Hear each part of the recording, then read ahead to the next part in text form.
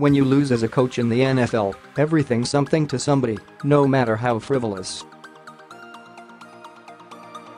The Lions' Matt Patricia got a reminder of that Wednesday when fed-up beat writers took him to task for regularly being late to news conferences. And Adam Gase, the Dolphins' third-year coach, has been through the ringer this week too. His outrage-stirring transgression, sitting on the bench, writing down notes, while the Jaguars were seizing control of Sunday's game. The score was tied 7-7 early in the fourth quarter, and the Dolphins' defense was imploding. Two 15-yard penalties on Miami helped move the Jaguars into field goal range. They would go on to kick one and take the lead for good.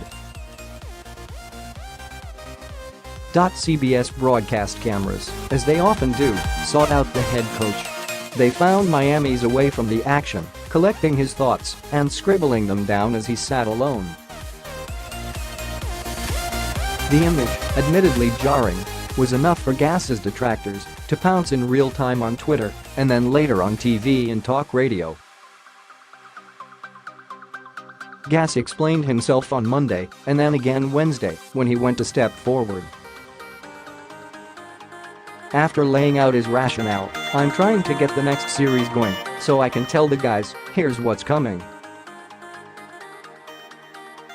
Here's what I'm thinking going into next series," Gase interrupted the next unrelated question to hammer home the point further. "Hold on," Gase said. "I'm not the only one does that now. The guy in LA does it a lot, and they're all right." The guy in LA is Rams coach Sean McVay, and like Gase, he calls offensive plays as a head coach.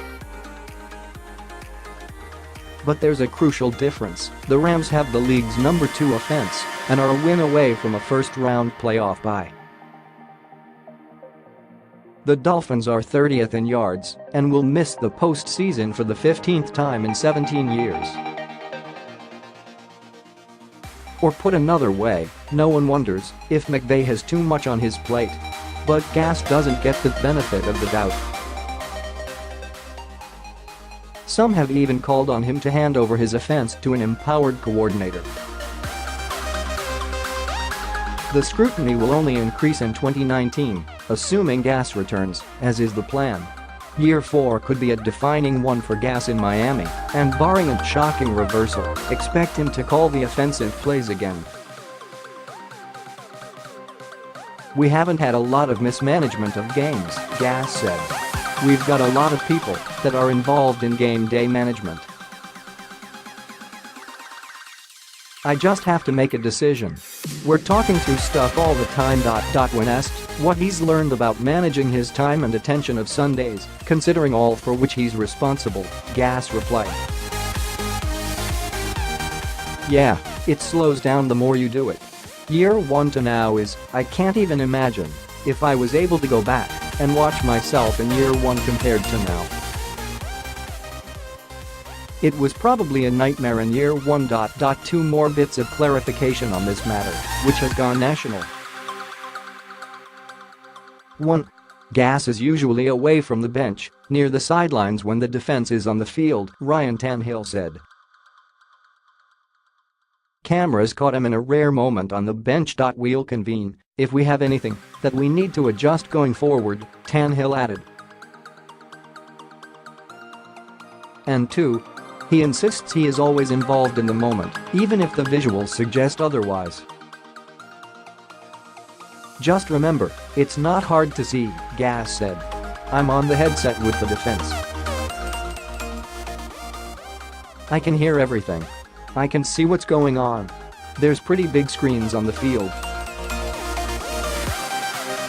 It's not like I can't see anything. I can hear everything that's going on.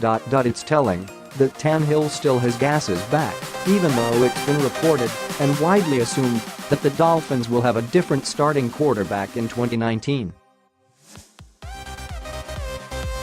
Tannehill said his relationship with his coach is as good as we have ever been. Gases take. At that position, you take a lot of the bullets, and sometimes you'll get all the credit when you might not deserve it. We've just been so all over the place. One game we'll do well on offense, and then the next day we'll be non-existent. You're under fire all the time. Between the head coach and the quarterback, you're not missed. Everybody knows where you are, what you're doing, and how